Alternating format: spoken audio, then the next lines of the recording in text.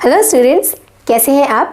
तो चलिए आज आप और मैं पढ़ेंगे आरोह गद्य खंड का पाठ 18, उसका पार्ट 1 जो कि है श्रम विभाजन और जाति प्रथा, जिसे लिखा है भीमराव अंबेडकर जी ने।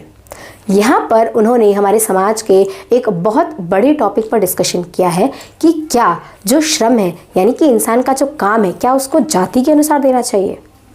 उनका मानना है कि आज के भी इस पढ़े लिखे समाज में ये जो एक बहुत बड़ी बुराई है कि जाति के अनुसार लोगों को काम दिया जाता है, वो हमारे समाज को बहुत खोखला कर रही है। जैसे कि अगर आपने देखा है बहुत सारी, जैसे कि मजदूर वर्ग है तो उसकी जो आने वाली पीढ़ी है उनको भी कहा जाता है कि उन्हें मजदूरी ही करनी है, उन्हें कोई और प्रोफेशन अपनाने ही नहीं दिया जाता है। यानी कि यहाँ पर जो काम है वो कुशलता और रुचि के ऊपर नहीं हो रहा है, काम हो रहा है उसकी जाति के ऊपर। ये कहाँ तक सही है। यदि किसी इंसान को वो काम आता ही नहीं है लेकिन फिर भी आप उससे उसकी जाति के नाम पर वो काम अगर करवा रहे हैं तो उस काम में कुशलता आने की जो स्थिति है वो क्या होगी, क्या वो काम अच्छे से हो पाएगा। वहीं अगर हम देखें इंसान की रुचि के अनुसार अगर कोई काम करता है तो वो काम में कुशलता भी होगी और वो काम होगा भी बहुत अच्छे से। लेकिन हमारे समाज में ये जो बुराइयां हैं, ये जो फैली हुई हैं कि जो जाति के अनुसार काम दिया गया है आपको वही करना है, ये नहीं होना चाहिए। क्या होना चाहिए, वो मानते हैं कि इंसान को अपनी रुचि के अनुसार, कुशलता के अनुसार जो उसका व्यवसाय है वो बदलने की अनुमति होनी चाहिए। यानी कि यदि अगर कोई कुम्हार है, मान लीजिए उनके पास कला है बर्तन बनाने की, परंतु उनके जो आगे आने वाली पीढ़ी है यानी उनके बेटे हैं, उनके जो बच्चे हैं, उनके पास ये कला नहीं है, तो उनके पास जो कला है उन्हें उस कला से अपना काम करने की आज़ादी होनी चाहिए, ना कि उन पर वो जो व्यवसाय है वो थोपा जाना चाहिए। जब ऐसा होता है तब समाज में क्या स्थिति आती है कि वो काम भी उन्हें नहीं आ रहा है और दूसरा काम भी उन्हें नहीं करने दिया जा रहा है। तब बेरोजगारी की और भुखमरी की स्थिति फैलती है, ना उन्हें काम मिल रहा है, ना उन्हें कोई और व्यवसाय करने दिया जा रहा है। तो भीमराव अंबेडकर जी मानते हैं कि जो पढ़े लिखे समाज की सार्थकता कब है, जब जो श्रम विभाजन यानी कि जो काम है वो जाति को ना देखकर किसी के कौशल और उसकी रुचि को देखकर हो, तभी हमारा जो समाज है वो प्रगति कर पाएगा। तो ये था आपका पाठ श्रम विभाजन और जाति प्रथा। तो चलिए अब हम पढ़ते हैं इसका पार्ट 2 जो कि है मेरी कल्पना का आदर्श समाज।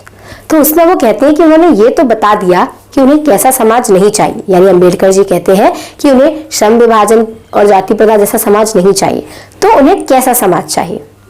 वो बताते हैं कि आपका जो समाज है उसमें लोकतंत्र हो, स्वतंत्रता हो, समानता हो, समता हो। पर ये सब कैसे आ सकता है। पहला, लोकतंत्र, यानी कि जो भी देश के वासी हैं उन्हें अपनी बात कहने का पूरा हक होना चाहिए। उन्हें उनके ऊपर जो लोग, जो गवर्नमेंट है, हमारी जो सरकार है, उसको चुनने का अधिकार होना चाहिए। ऐसा नहीं है कि कोई भी अपनी मन मर्जी से किसी के ऊपर भी शासन करे। तो पहला, वो देश सक्सेसफुल हो सकता है, वही देश प्रगति कर सकता है जो कि लोकतांत्रिक है, जहां लोग अपनी मर्जी से अपनी सरकार चुन सकते हैं। दूसरा, स्वतंत्रता, यानी कि व्यक्ति को अपना धर्म, अपने विचार, अपनी मान्यताएं सब कुछ मानने का पूर्ण अधिकार है। इस पर किसी का भी कोई बंधन नहीं है, कोई किसी दूसरे इंसान को फोर्स नहीं कर सकता कुछ भी करने के लिए। हम सब एक दूसरे से स्वतंत्र हैं, सबके विचार स्वतंत्र हैं, सबको अपने जो धर्म है सबको मानने का अधिकार है। हाँ, आप स्वतंत्रता के नाम पर जो बहुत सारे ऐसी गतिविधियां नहीं कर सकते हैं उनके लिए अलग कानून है, लेकिन स्वतंत्रता होनी चाहिए। ऐसा नहीं है कि कोई और किसी और को दबाव बनाए हुए है, उससे जबरदस्ती कुछ करवा रहा है। तीसरा, वो कहते हैं समता, जो कि बहुत जरूरी है। समता कैसे? समता होनी चाहिए अपॉर्चुनिटीज की, यानी कि जो मौके दिए जाते हैं। ऐसा नहीं है कि जैसे कोई पढ़ा लिखा व्यक्ति है या कोई अनपढ़ व्यक्ति है तो हम दोनों के बीच में फर्क कर रहे हैं। समता यानी कि सबके लिए जो भाव है किसी का वो बराबर होना चाहिए।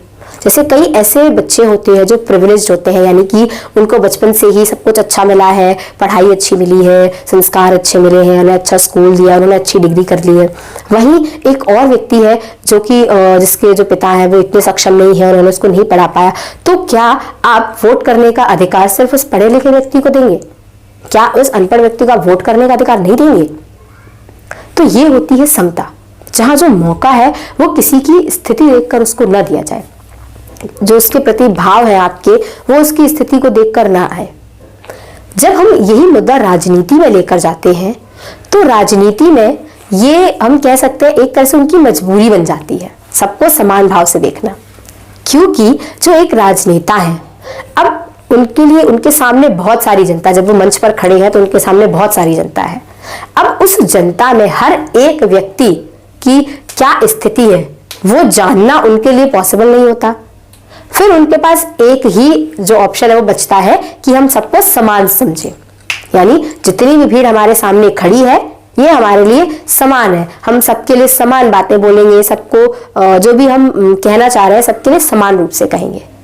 तो ये चीज उनकी मजबूरी हो सकती है, पर इस चीज को हमारे समाज में व्यवहार में लाना हमारे जो लोग हैं उनकी जिम्मेदारी है।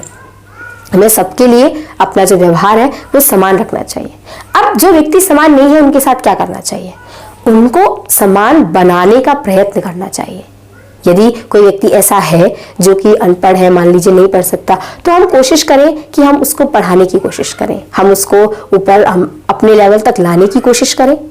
तो आदर्श समाज वो यही कहते हैं कि जहाँ जो लोग हैं वो एक दूसरे के समान बनाने का प्रयत्न करते हैं, ना कि किसी को ऊंचा और नीचा दिखाने की। तो ये है भीमराव अंबेडकर जी के आदर्श समाज। तो ये चैप्टर आप पूरा पढ़िए। कोई अगर आपको डाउट होता है आप कमेंट सेक्शन में बताइए। आपके लिए फुल नोट्स अवेलेबल है, डिस्क्रिप्शन से अपने नोट्स जरूर डाउनलोड कर लीजिए क्लास 12 एंड अपने दोस्तों के साथ भी वीडियो जरूर शेयर कीजिएगा। Thank you.